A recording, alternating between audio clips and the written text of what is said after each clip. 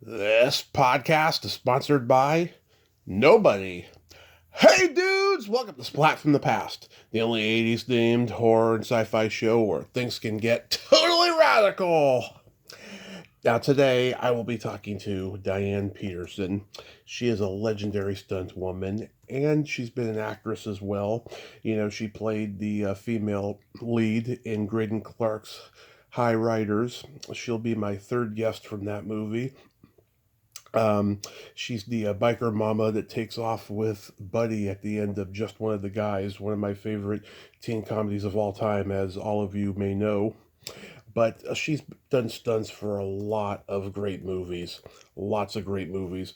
The Gumball Rally celebrating its 50th anniversary, King Kong 76, lots of comedies, The Jerk, Airplane, Heart Beeps, Bachelor Party, Return to Horror High, Remote Control, The Naked Gun, it just goes on and on. And she has a memoir out called Hollywood Stunt Woman, Follow Your Dreams, Overcome Your Fears. And it's going to be a great conversation. I've been looking forward to this. And she was very sweet to me in email and gave me high praise um, about my journey because I had sent her my bio and everything. And she was just so kind. I am so looking forward to this conversation today. I've been podcasting nonstop since Monday, and I'm going to be doing it all the way until next Friday, and then I'll finally have some time off. I mean, I don't have, super high focus interviews this 4th of July weekend, I'll pace myself, but I'm going to be podcasting nonstop until next Friday, and I wouldn't have it any other way. So, yeah, here is my interview with Diane Peterson.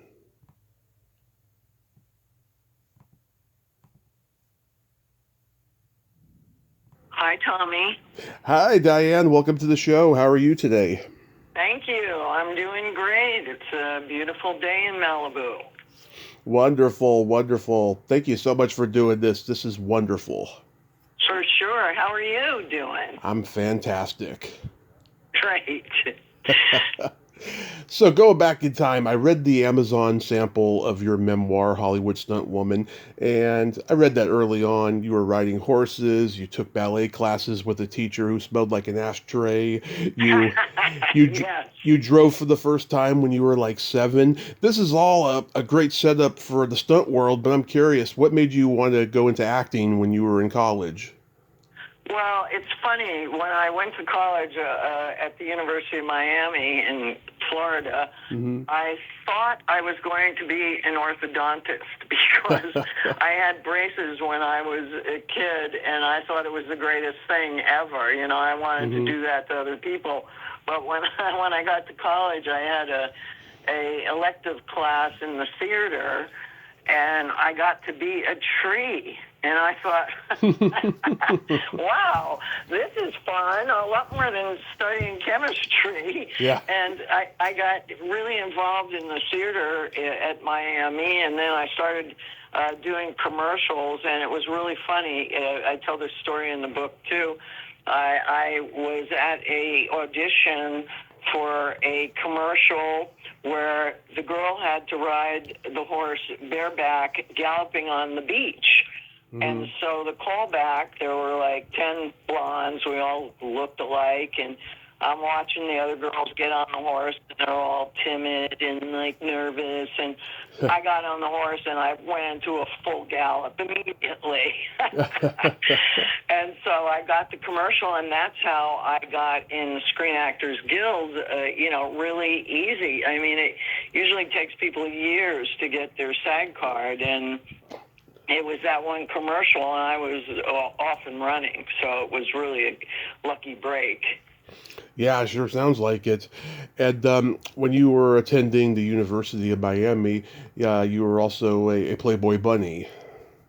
Well, at the University of Miami, I was the homecoming queen, which was really kind of fun. I got to ride in the float with the president, and Mm-hmm. I got a whole bunch of like modeling jobs after that. And after I graduated college, I I went to New York. I'm from New Jersey, and I was going in and out of the city. And my mom said, "Hey, they're opening a Playboy club in New Jersey. You'd be a cute bunny." And I was like, well, maybe I would, you know. So I went up and I had the interview, and yeah, I got a job at the Playboy Club in New Jersey, and it was wonderful. It was so fun. And on my days off, I went into the city and, you know, tried to get acting work. And then I went on a vacation, and I went to London. I fell in love with London, and I transferred with the Playboy Club to London. And so I was a bunny in the London club for about a year. And but I couldn't work in movies and TV there because my work permit was only for the Playboy Club. And so then I decided to go back to New York and get serious about, you know, finding work. At that time, I didn't even know what stunts were. I was, you know, looking for acting jobs, and when I got back to New York, I got an acting role on the old TV show Kojak. Yep. And so I was the woman with the baby carriage. And so I'm pushing this baby carriage across the street, 78th Street in New York, and two guys are doing a car chase, and they almost take out the baby carriage. And I thought, wow, that's what I want to do. I want to be driving one of those cars. Yeah. And so after we finished the scene and the guys came back, I said to the stunt guy, "Hey, listen, I ride horses and motorcycles, and I race my car in quarter-mile drags on the weekend, and I'd like to do stunts." And he looked me up and down, and he said, "Forget it, honey. We put the wigs on, and we do it. Stick to acting." Wow. So at that time in New York City, there were no stunt women at all. That's what they did. They put the wigs on and they doubled the women. And, you know, they didn't want to give up any jobs to a girl. Are you kidding? So, I kept bugging them every time I would be working on a movie and I'd have a small acting role. And they were on the set. I'd watch them, how they set up a fight scene or, you know, set up, you know, a stunt that they were going to do, how they set up the car chases. And I'd be watching them and bugging them for a job. And then finally, one day they called me and they said, "Diane, we have a job for you." And I'm like, "Great, what is it?" "You have to get hit by a car." And I'm like, "Oh, really?" And they were like, "Don't worry, we'll teach you how to do it." And I'm like, "Oh, okay." So I got to the set, and they started giving me pads like I was the Michelin tire man, like hip pads, knee pads, elbow pads, all this stuff. I'm like, wow, I looked like huge. And so then they were teaching me the timing, how to walk across the street, and the car would be coming, and, you know, they'd brake, and I'd fling myself on the hood. And to make a very long story short, on the second take, either the timing was off, and I got hit in the knees pretty hard. And I said, "That's it. I quit." I was acting, I was modeling, and I sure as hell didn't want to get run over by a car. and, and so the guy teaching me, Alex Stevens, who was the president of the East Coast Stuntmen's Association, he got me by the shoulders and he said, "Diane, it's like falling off a horse. If you don't get right back out there and do it again, you will never do another stunt in your life." And, you know, I had fallen off plenty of horses. Right. So I went back out there. I did a car hit that was amazing. And then I was in the club. Then they invited me to join the East Coast Stuntmen's Association. I was the first female member. And they started teaching me everything. And, you know, high falls and how to spin the cars and how to bust through windows. And, you know, it was wonderful. So That's that's how amazing. I got started in New York City. How long were you doing it in New York before you went to L.A.? So I worked in New York only for 2 years because in the winters there was hardly any work. You Wow. know, there was a couple soap operas filming, and what did they have? Like every once in a while, a little slap fight or something. So in the winters there was no work. You know, in the spring, the summer, and the fall there was work, and I was learning like a sponge everything I could. And then finally, after 2 years, I said to Alex, I'm moving to LA. And he said, you can't. You're the only stunt woman we have. You can't go.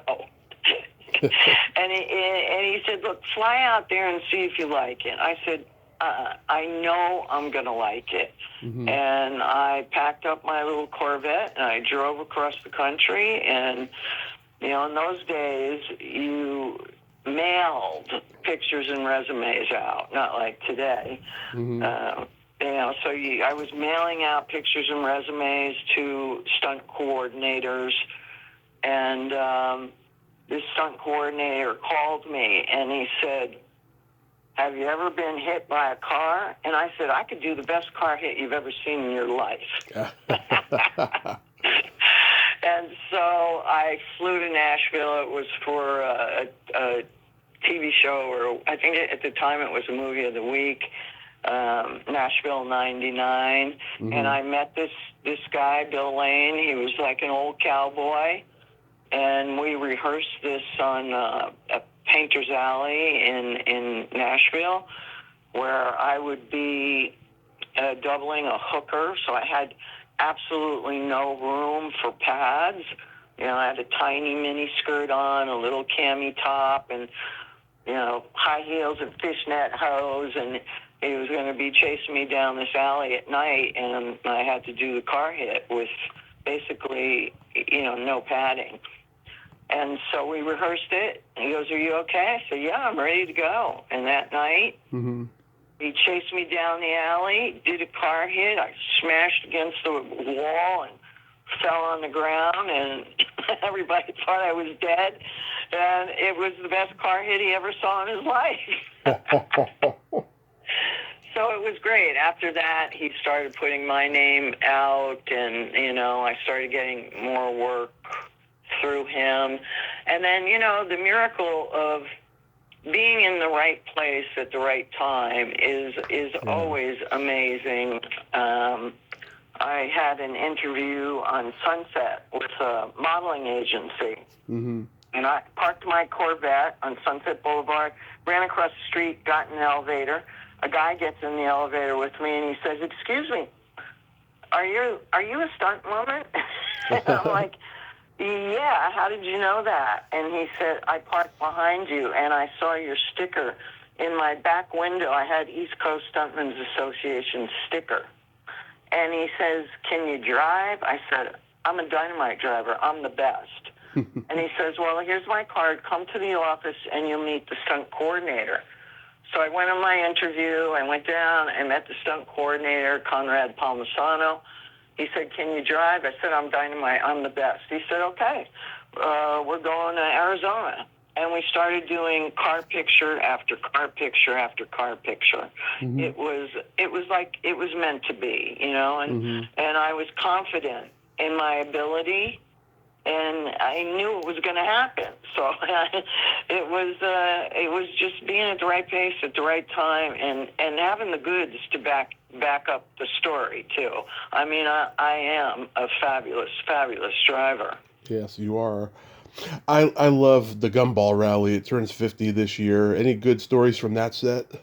Oh, I love Gumball Rally. You know, we began shooting that in New York, and I was driving the Porsche. Mm-hmm. And it was all California guys. And, you know, they see this New York girl, right? And they're like, you know, giving me a hard time and whatnot. And the stunt coordinator said to me, look, I want you to come barrel ass out of this garage. That's where the garage door opened and the car started shooting out at the beginning of the race. And so I walked the area, and it was a really steep driveway, and I was in the very low Porsche, and I was like, oh, God, I'm going to definitely bottom out here. And across the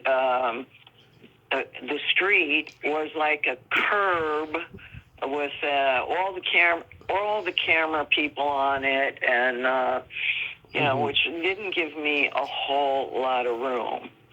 And so I'm thinking, oh, I got to barrel ass out of there. Oh, I don't want to kill anybody. And so the garage door opened, I floored it, and I came out of there so damn fast, and I started sliding sideways right toward the camera and all the camera crew standing there. And I just held onto the wheel really, really hard. I bumped up the curb and gassed it and fishtailed down the street, and I was a hero, but it was inches away from being a disaster. Wow. Yeah. And that's the way it is so many times with stunts. You get away with murder. I mean, you get away with inches of making the shot look amazing, or something can go tragically wrong. And it's really sad when that happens. Did you get to interact with Michael Sarrazin? Yes, I loved him. Yeah. Yes, he was great. Loved him. He's one of those movie stars from the 70s most people don't remember, and it's so frightening. I mean, he was huge for a hot minute. He even hosted Saturday Night Live. Yeah, he was wonderful. Another guy, Raul Julia. Oh, yeah.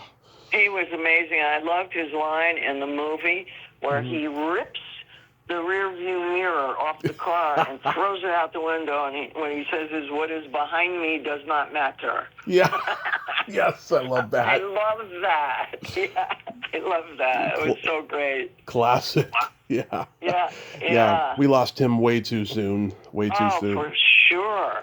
Yeah. He was so talented and such a nice guy. Yeah. The work he'd be doing now, oh my God, would be amazing. He would have already had an Oscar by now, I feel. Oh, without a doubt. Yeah. He was great. King Kong 76. I've talked to Jack O'Halloran and Kelly Nichols, who was Jessica Lange's body double. Kelly later became a porn star in New York. That's funny. Well, I doubled Jessica, and I did a lot of stuff for her in New York. I mean, one of the things was I had to run down the hot rail or the subway, where the subway goes over the ground and into the air. And they call it the hot rail, where the subway comes down. Of course, they turn the hot rail off. But I was running with Jeff Bridges, and actually his stuntman did the climb down. We had to climb down the girder from the elevated L, as they called it. And I was in the beautiful sequined gown and high heel. And I'm climbing down this ladder, and the director's yelling, faster, faster. I think it was John Gellerman, faster, faster. Yeah. And the heel of my shoe was getting caught in the hem of the dress. So it was a little hard to go fast down the ladder. And so after the first take, then the wardrobe people, tacked up the back of the dress so that wouldn't happen. And I got to, go down the ladder really, really fast. And so that was a great scene. And I practiced. My dad was a big supporter of me. And, we lived in New Jersey. And I said, hey, Dad, I'm going to have to, climb down this ladder in high heels and a long dress. He goes, let's practice. And he got nice. He had a 40-foot ladder in the garage, and he put it in a tree in our backyard. And I threw some high heels on and a long skirt, and I practiced running up and down the ladder all afternoon, much to my mother's scariness. She was like, "Oh my God, you're going to kill yourself."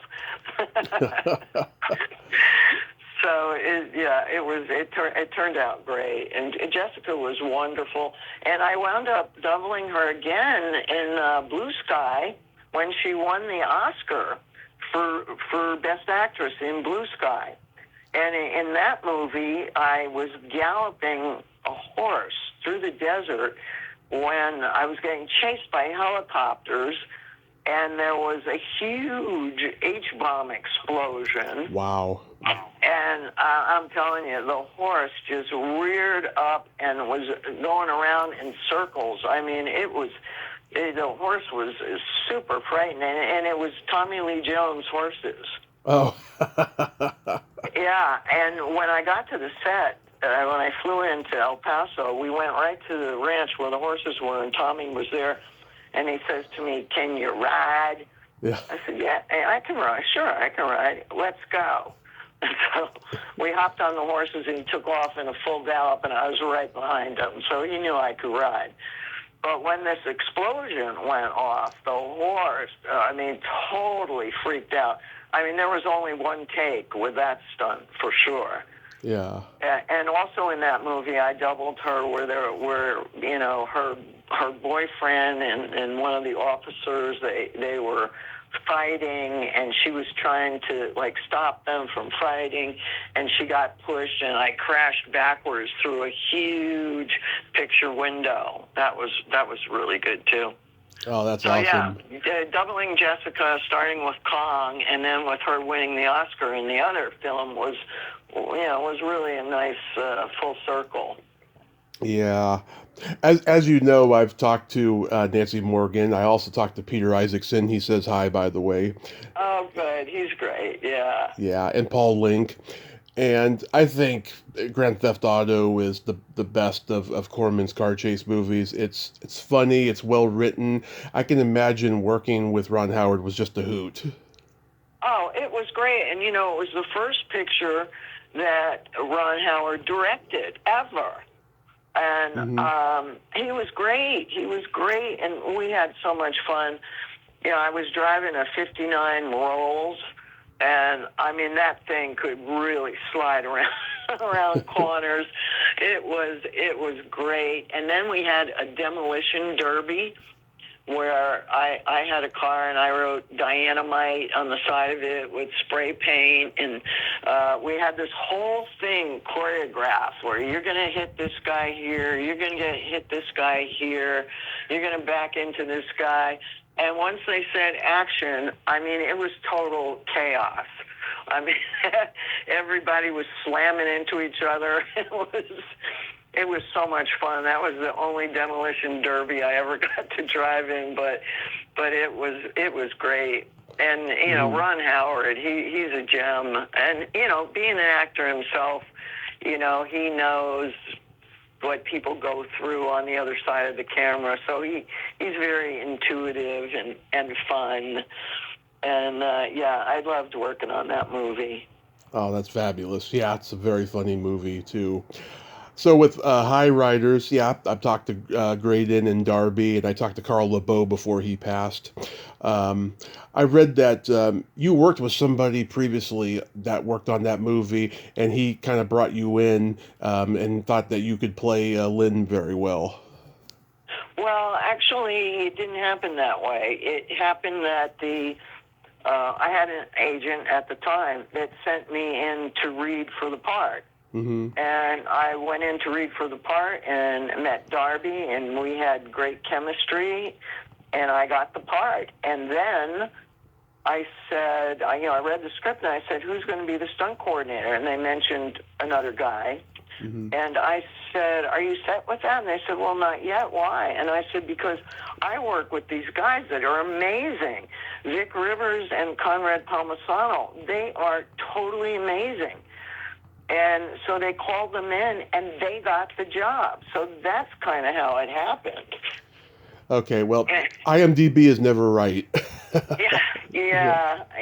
But so that's why when, as you know, the tragedy happened and Vic was killed, Vic died on the picture, I felt even worse because I suggested them for the film. And it was just totally a total freak accident. It really, really was. And it was so much fun filming that. It was great. I played the lead female role, plus I got to do great car chases, and, you know, it was like a dream come true. And then it was the last day, the last shot of the film, and we were going to go party after that, a rap party. And Vic was driving a pickup truck. It was an old dumpy pickup truck, and he had to come down this dirt road, kind of a steep hill. At the bottom of the hill was a ramp. He was going to hit the ramp, fly through the air, and land in the water there, which was Malibu Creek State Park. Water wasn't very deep. You know, it seemed like, you know, it was going to be, you know, not easy, but, you know, okay. But as the truck came down and it hit the ramp, the truck was bouncing up and down, and the way I saw it, everybody has their own opinion of what happened, but the bumper hit the ramp, which made a hole in it, and when the tire hit it, it flipped the truck up in the air, and the truck, instead of landing with the tires down, it landed upside down in the water. And all the windows were taken out, so the truck would sink quickly. And Vic, instead of going out the side window, he went out the back window. And so he was trapped under the bed of the truck. And when the safety divers went in, everything was murked up, and they went through the cab, and they couldn't find him. And so we had a tow truck there. They hooked a tow truck to it, and they pulled out the truck, and I was standing there with another lady, and I said, "Don't look." I said, "My mother saw someone that drowned one time, and she never forgot it. I didn't look." But they rushed him to the hospital, and we waited and waited, and then he passed away. It was really, really horrible. God, that's awful when shit like that happens on sets. And in the opening scene, you and Darby are cruising, and some guys and girls flash you all. Oh, yeah, that was pretty funny. That was very funny, yeah.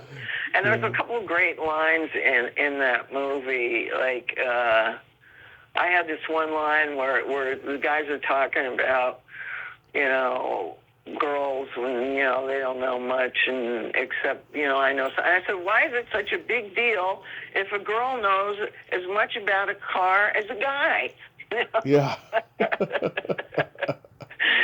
Yeah, that was so fun. And Darby was great. We had a blast. Yeah, you guys got to swim naked, nude. Oh, yeah, that was hilarious. You know, I called my parents, and, you know, I said, "Mom, I'm going to do this movie, and I got to go skinny dipping." And she goes, "What's that?" And I said, "Well, I got to go swim with no clothes on." And she goes, "Well, that's okay. You'll be in the water." Yeah. And so when we were filming that, you know, I had a robe on, and, you know, I slipped into the pond there at Malibu Creek State Park, and Darby and I are, like, splashing around in the water, and Graydon says, "Darby, pick her up and throw her over your head." And I said, "Darby, if you do that, my father's going to kill you." I love it. Yeah, that was fun. That was really fun. That car crash through the sheriff's window at the end is friggin' epic. What do you remember about that stunt? Oh, I love that. It was a ramp jump through that picture window, and there was a fish tank behind it filled with water and fish. And they had one guy stationed just to grab the fish and throw them back in a bowl with some water.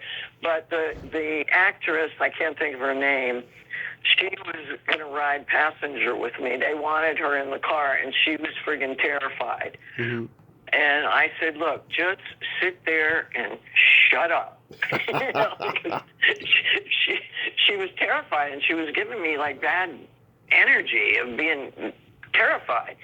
And so as I revved the engine and hit the ramp, and I see the fish tank shatter and all the fish are flying through the air. And as soon as the car landed, I had to slam the brakes on because the whole camera crew was like feet from where I was supposed to stop. Wow. So, yeah, so it was amazing. And, I slid to a stop right before camera, hopped out of the car, Darby runs in, gives me a big hug, and that's the end of the movie. So, Those poor fishes, though. Oh my God, that's sad. yeah. I think they saved most of them, though. I mean, that was that guy's prime duty to save the fish. Yeah, but luckily the guy sitting at the desk was a dummy because he got flattened, Yeah. Yeah, he was about to shoot Darby, and that's why I did that, to save Darby's life, Mm-hmm. That was fun. One other movie that I did in New York that also won Best Picture was Woody Allen's Annie Hall. Oh, really? And I doubled Diane Keaton. And there was a great scene in that where it's the Volkswagen, and I'm doubling Diane Keaton, and Woody Allen is next to me. I said, Dave, well, you're shooting at Woody. Don't worry, I'm a great driver. He goes, are you kidding? I'm not riding in there. I'm putting my stand-in in there, right? So once again, I had to tell the stand-in, just said, don't say a word, just sit there and shut up. And so the scene was where I'm driving through the New York traffic, and I'm weaving in and out, and there's a cameraman in the back seat doing my point of view, and out between the cars, like a drunk walks out, right? Mm-hmm. Yeah. So I went for it, and I aimed for him, right? Yeah. I aimed for him and did a near miss with him, and totally scared him. And then I come around the corner where the tennis court was, and I do a side slide into a tiny, tiny little parking space. Mm-hmm. And then boom, and then Woody gets out of the car. And so after the scene, the cop comes running over to me. Don't you ever try to hit a pedestrian. I said, I didn't try to hit him. He just walked in front of my car. But it was a beautiful scene, so I was really happy that, it won Best Picture that year. So Yeah, that's my favorite rom-com of all time, and Isn't it? I could watch it over and over again. Next time I watch it, though, I'll know that's you in the scene. Yes, watch for that scene, and Diane Keaton was great at that time. Budgets and union rules. We shared a big motorhome together, and she couldn't have been nicer. Yeah, she was great. Really loved her, and Woody too. Woody was super. I've never seen Hanging on a Star, but oh my God, it's got Wolfman Jack and Gary Mulder and Deborah Raffin. What an interesting little cast there. Oh yeah, that was a pretty crazy scene. I mean, that was that was a huge fight scene we did in I think it was like in a disco. Yeah, that was crazy. Yeah, I don't think I ever saw it either. Yeah. I think it was one of those movies like that came and went. Yeah. That's a little oddity on the resume. You've worked on some of my favorite comedies of all time, starting with The Jerk. Oh my God, I'm guessing that you were Catlin Adams' motorcycle rider. Well, I absolutely love The Jerk, and the scene I was in The Jerk was the French restaurant. Oh, okay. Where they're sitting at a table, and it's his birthday, and he has like 100 gold chains on, and she goes, honey, I got you a present, and it's another gold chain. Yeah. Right? Yes.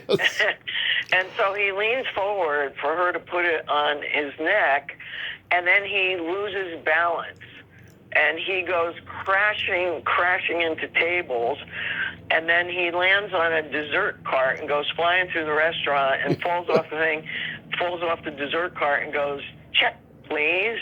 And it was just a friggin' hilarious scene. So he crashed into many tables where I was different patrons that day. Yeah, he was great. And then I did The Man with Two Brains, too. Oh. Where he was, I was a hooker. And he was running around frantically trying to find a body to put the brain in. Yes. Yeah, I loved him. He was terrific. Oh my God, it's hilarious. Yeah, and I'm trying to remember in that restaurant scene. Yeah, he the waiter brings over those snails. I remember, and Right. yeah, Right, and then he asked for a bottle of wine. He goes, "I want a fresh bottle, like yeah, this year's, none of that old stuff." yeah. They I mean, leave. remember in the beginning of the movie, he was so happy because his name got in the telephone book. Yes, yes, yes. Then his special purpose, right? Yeah, and he tied the church to the car. Yeah. Remember that?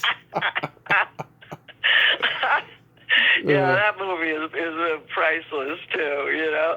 I think at the time he thought that was going to be his only movie, and so he wanted to just go all out with it, and it's a perfect debut for a big star like him, you know. Yeah, I know. It's timeless. It's so great. Another timeless comedy you did, Airplane.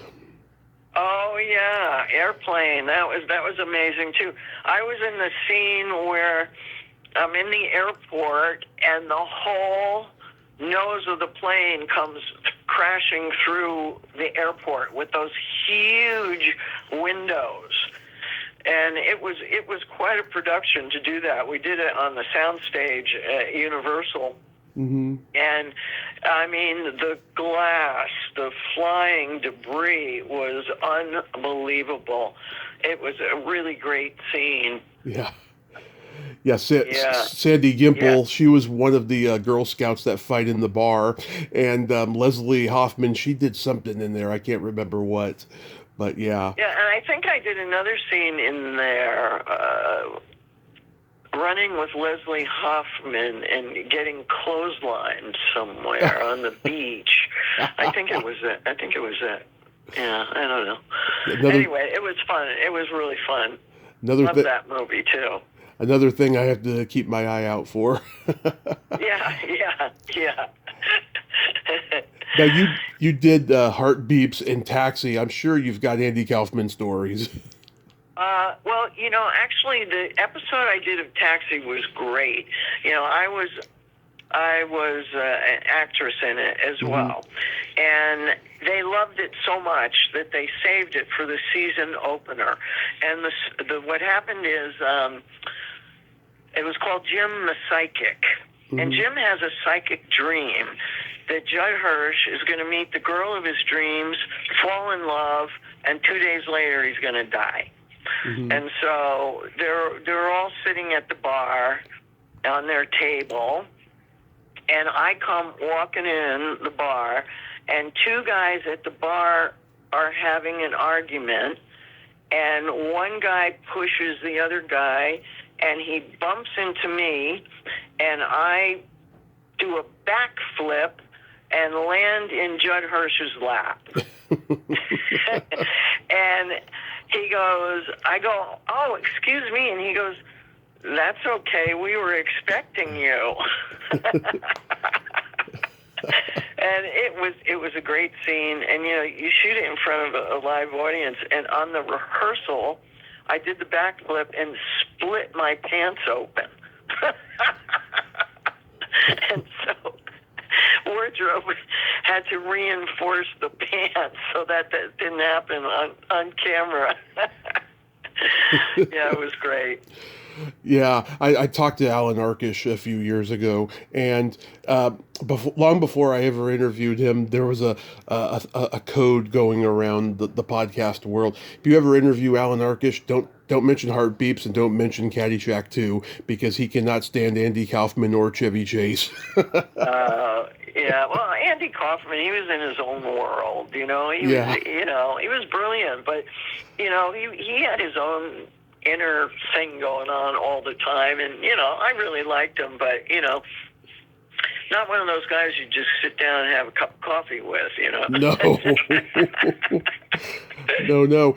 He may accidentally dump hot coffee on you. Yeah, just for drill. He was brilliant. He was like a surrealist. He was like the Salvador Dali of comedy in a lot of ways. Oh, exactly. I mean, he was so, you never knew what was going to happen with him around. I mean, he was really unpredictable and hilarious. Yeah. Did you get to go to the Paramount party on Friday night after Taxi? I did. Yes. Yeah. Yeah. Because I heard he would show up, Robin Williams would show up, and nobody knew what the hell was going to happen. Yeah, it was never a dull moment, that's for sure. Yeah, those were great days. So much fun. How about Bachelor Party? Well, I love Bachelor Party, and I won a stunt award for Bachelor Party for best fight sequence. Nice. And it's a epic scene. I used it in the trailer where I'm sitting in the movie theater and in the front row, and I have 3D glasses on, and the guy sitting next to me, my date, he says to me, "This is the best 3D movie I've ever seen." And I went, "I've seen better." And this punch comes out of the film, and it looks like it hits me in the face. Yeah. And it was a great scene. I used it in the trailers. I got so much mileage out of that. And then what happens is a school bus comes crashing through the movie screen and lands a couple feet in front of us. So I said to the stunt guy that was driving the bus, how likely is it that you're going to be able to stop this bus? And he says to me, "Be ready to run." And so when the bus was coming up the ramp, it sounded like a train coming, right? And I was sitting there with 3D glasses on, ready to run, believe me. And I mean, thank God it stopped like 3 feet in front of me, but it would have been a close call for me to jump out of the way at that point. But I knew the guy driving the bus, and I had big confidence in him. So that always helps. Yeah. My favorite teen comedy of the 80s is Just One of the Guys. I've talked to like a dozen people from that movie because I love it so much. How did you get to be the biker mama? I got a call from, I don't remember if it was, I think it was the casting director that said, "Hey, can you ride a Harley?" And I'm like, "Hell yeah." And they go, "Oh, we got this little part for you. Can you, do you think you can round up a Harley for the shot?" And I was like, "Well, okay, maybe." So I go to this Norm's Kickback Motors that was like in Culver City. I was living in Marina Del Rey at the time. And I go there, and he's got all these Harleys, and I go, "Look, we need a Harley for a movie shot tomorrow morning at I don't know if it was, I think it was Universal or Warner Brothers." And he goes, "Well, pick one." And I point at one, and he goes, "Oh, no, that one's got a little problem." I go, "Well, what about that one?" "The clutch is bad on that one." I go, "Okay, which one runs?" And he points at that one. I said, "Look, you got to be there at 6:30 in the morning." "Oh, 6:30 in the morning? I couldn't guarantee that." And so, I called up the casting director. I said, "Look, I can be there, but somebody's going to have to get a bike because this guy with Norm's Kickback Motors, he sleeps late." So anyway, somehow either the stunt coordinator or the production manager, they got the Harley. And I showed up on the set, see the Harley. I take the Harley for a little ride just to get comfortable with it. And then the kid that jumps on the back at the end, you remember the end of the movie where he's looking at me and he's looking at me at the Harley, or he's looking at, whatever else he was looking at, and he decides to come with me and jump on the back of the bike while I peel out. Yeah. I said to him, "Look, just jump on the bike and hang on because I'm going to take off. And make sure you hang on. I don't want to dump you." Yeah.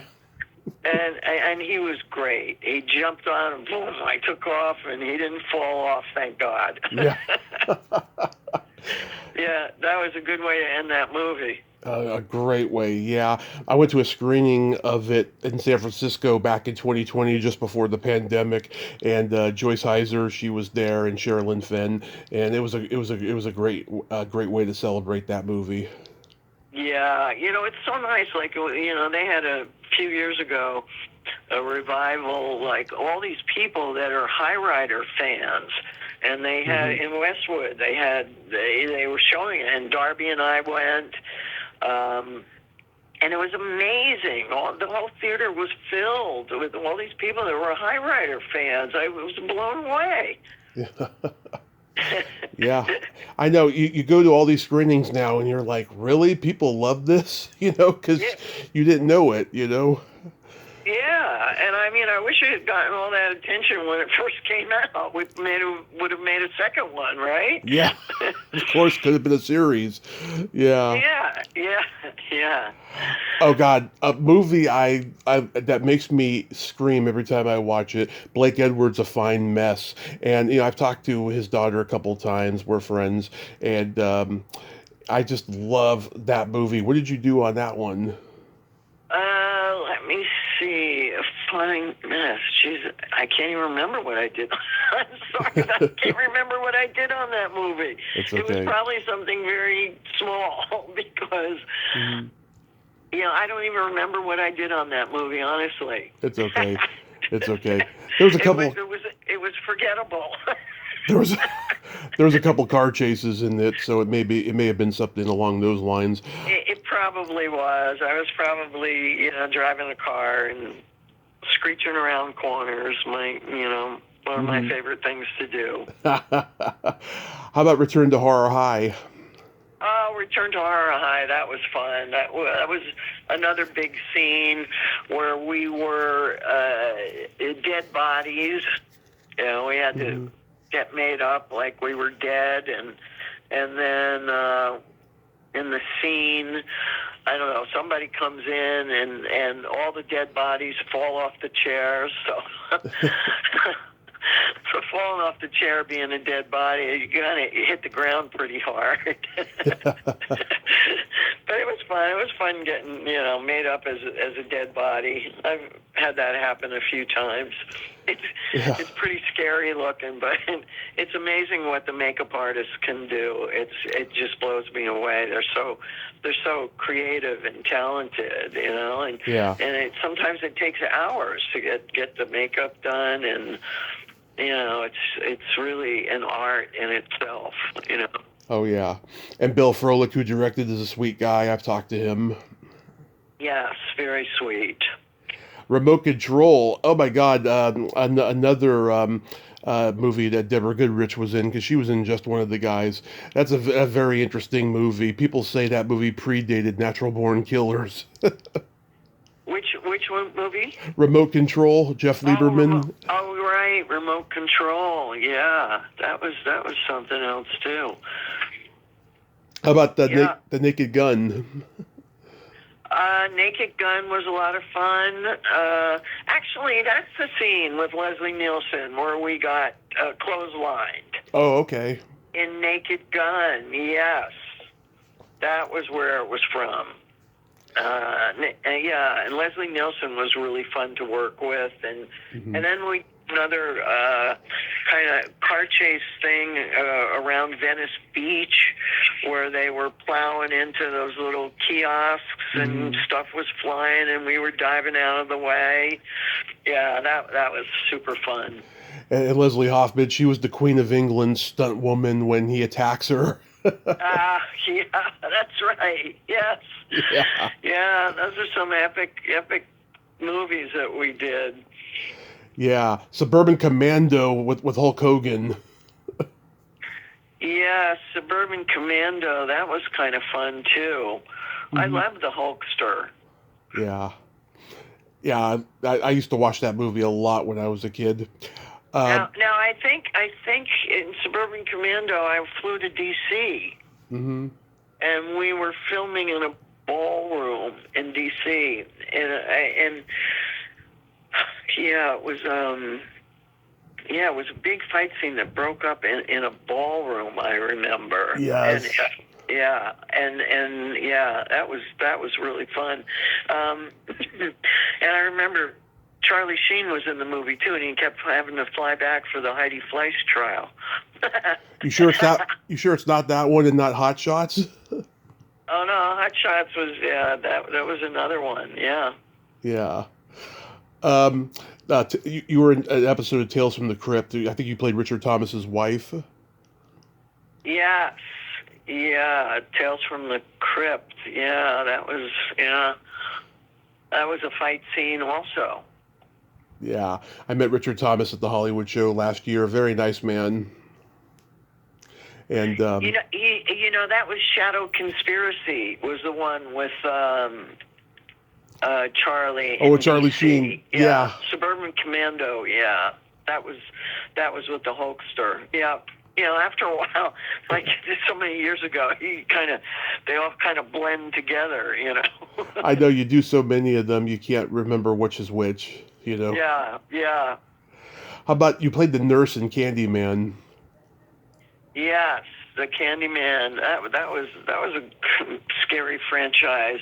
Yeah. And we were filming at a abandoned hospital somewhere. I remember, and I was the nurse, and I remember there was a patient like comatose in the bed, and somebody came through the window and crashed in the room. Yeah, it was, it's kind of a blur, but I remember being the nurse. Yeah. So are you still in real estate? Yes, I'm still in real estate in Malibu, and, you got to reinvent yourself, Mm-hmm. as you get older in the business, the work, the people that were stunt coordinators and people I worked with retire or pass on. Mm-hmm. So I reinvented myself as a real estate mogul. And, it's been great. And, my book, I've written the screenplay for it now. And if Margot Robbie is listening, I'm trying to get her to play me in the screenplay version in the movie of Hollywood Stunt Woman. Mm-hmm. So trying to get that to the big screen. There's Nice. been a lot of movies about stunt men, but there's never been a real good movie about a stunt woman, and mine is it. So that's a project I'm working on. Mm-hmm. Yeah, and you missed one of the big movies that I worked on, which was Titanic. Oh, go ahead and tell that story. Yeah, so Titanic was amazing, and there were stunt people from all over the world there, and we got sent to Rosarita Beach in Mexico, and James Cameron brought us in 3 days before filming to watch documentaries of what happened to the Titanic. And we're sitting around there thinking, this is great. We're getting paid big bucks to watch these documentaries. Like, it was like unheard of, right? Mm-hmm.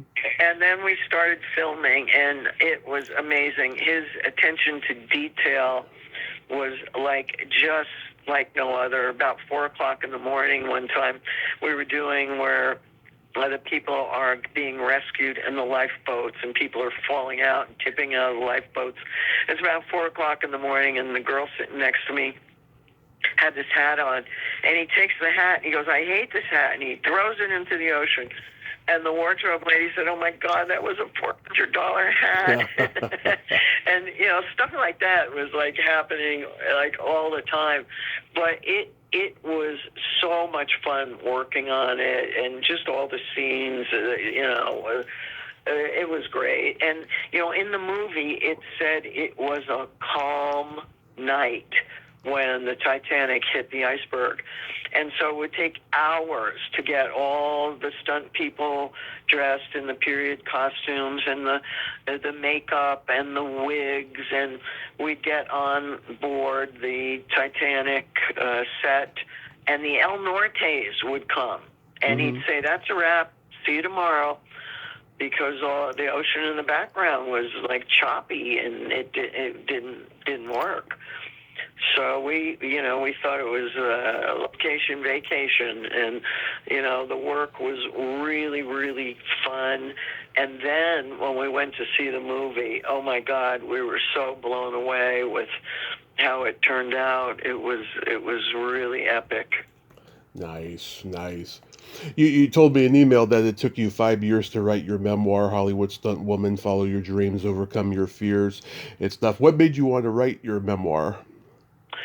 Well, it's funny. I was in a play at Malibu, at the Malibu Theater, and in between rehearsals for the play, I was talking to this other actor, and I was telling her some stunt stories, and she said to me, you really should write a book. I go, I don't know how to write a book. And then I started thinking about it. Yeah, I got a lot of great stories. I should write a book. So then I looked online, and I found a memoir writing class at Santa Monica Night School College. And so I started taking this memoir writing class, and in the beginning, I just wrote about stunt sequences. And the teacher was great. She was from India, Monona, and she said, Diane, this is great.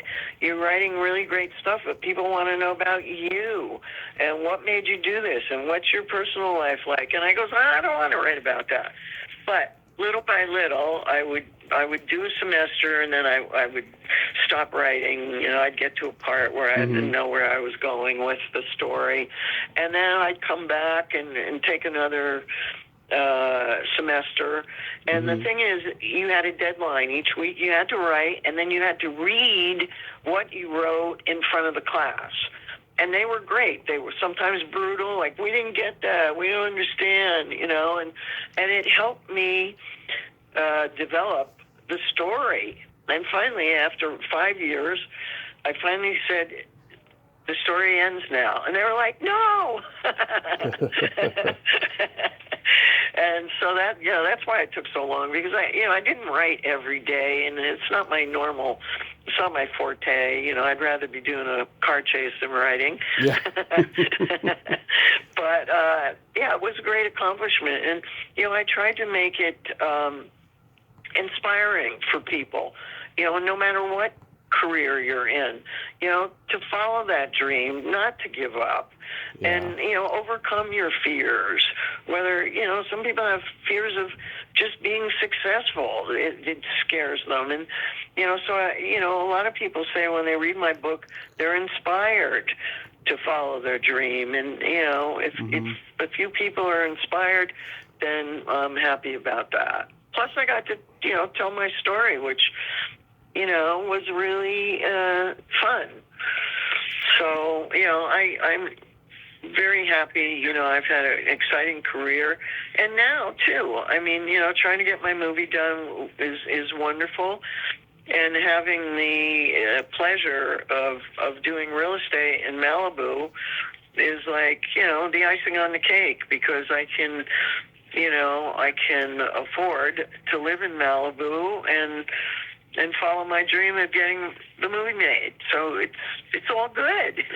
Oh yeah, you're living the life, and that's just that's a commendable success story, I have to say. Thank you.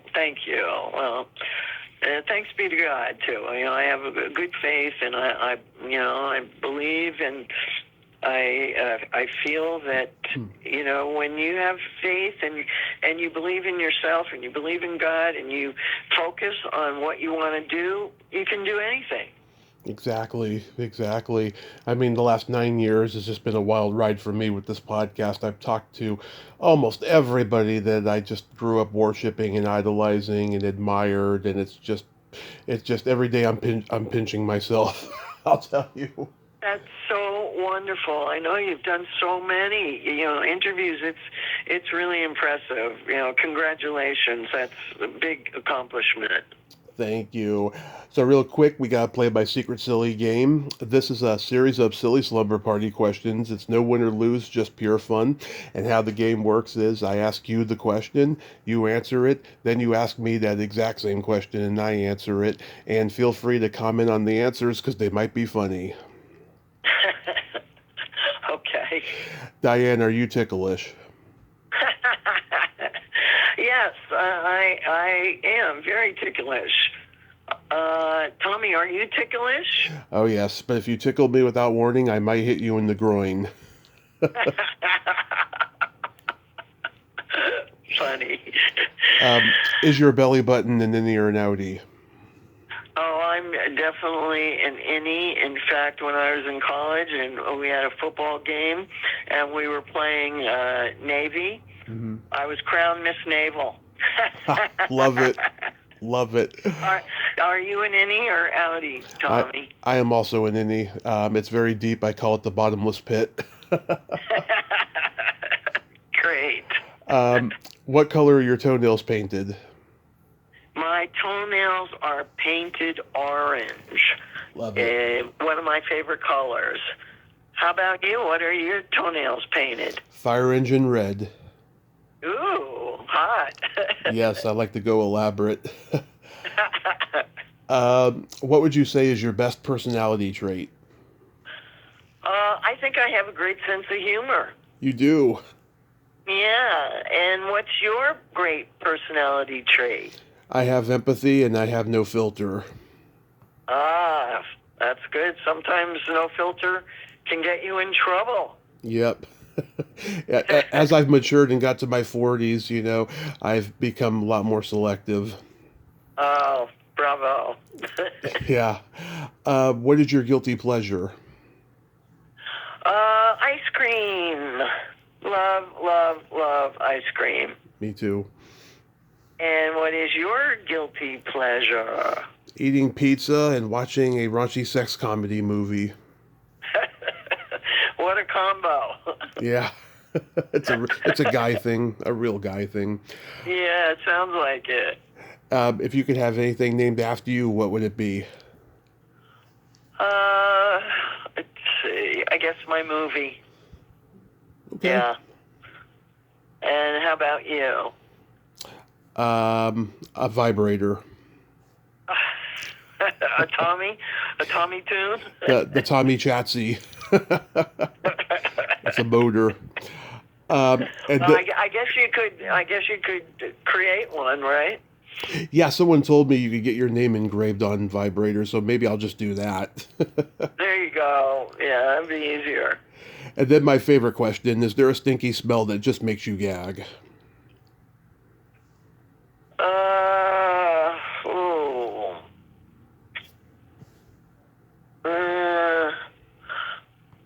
I would say probably the worst is a bad pile of dog doo, Of course. Yeah. And what is the stinky smell for you? Either farts or feet. Oh, stinky feet are really rank. The classics, yeah. Yeah, yeah. I have a couple jokes for you. Okay, good. What do you call a boy that doesn't masturbate? Don't know. A liar. There you go. What kind of meat does a priest eat on Friday? Don't know. None. Yeah. Did I read that in the book? Did you go to Catholic school? No, I Oh. didn't go to Catholic school, but I am Catholic, and I go to Our Lady of Malibu Catholic Church in Malibu. Okay. Yeah, because I was raised Catholic. I think Catholic jokes are hilarious. Some of them, yeah. Some of them. If that one wasn't, I apologize. Oh, that's all right. Yeah, I don't take offense to jokes. Wonderful.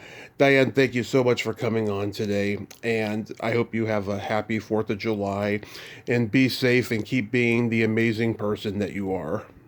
Oh, thank you so much. A happy 4th of July to you, and keep doing your wonderful podcasts. It was great talking with you. You too. Have a great day.